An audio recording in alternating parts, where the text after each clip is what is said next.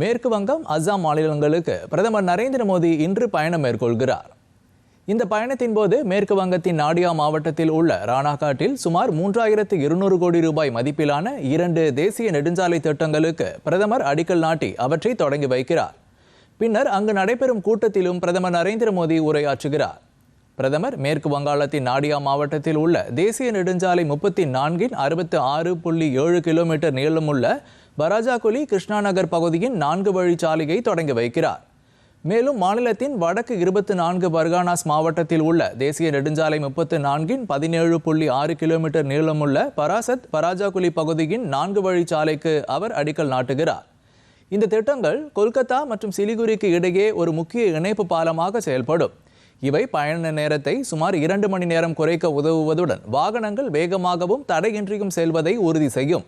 இந்த திட்டங்கள் இப்பகுதியின் பொருளாதார வளர்ச்சிக்கு ஊக்கமளிப்பதுடன் பிராந்தியம் முழுவதும் சுற்றுலாவின் வளர்ச்சிக்கும் உத்வேகம் அளிக்கும்.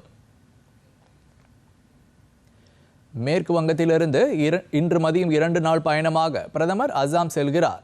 இந்த பயணத்தின் போது மாநிலத்தில் சுமார் 15,600 கோடி ரூபாய் மதிப்பிலான வளர்ச்சி திட்டங்களை தொடங்கி வைத்தும் அடிக்கல் நாட்டியும் வைக்கிறார். இன்று முதல் நாளில் குவாஹத்தியில் உள்ள லோகப்பிரியா கோபிநாத் பர்தோலாய் சர்வதேச விமான நிலையத்தில் அதிநவீன மூங்கில் ஆர்கிட்ஸ் முனைய கட்டடத்தை தொடங்கி வைக்கிறார். ஏறக்குறைய 1.4 லட்சம் சதுர மீட்டர் பரப்பளவில் அமைந்துள்ள இந்த புதிய முனையம் ஆண்டுக்கு 1.3 கோடி பயணிகள் வரை கையாளும் வகையில் வடிவமைக்கப்பட்டுள்ளது.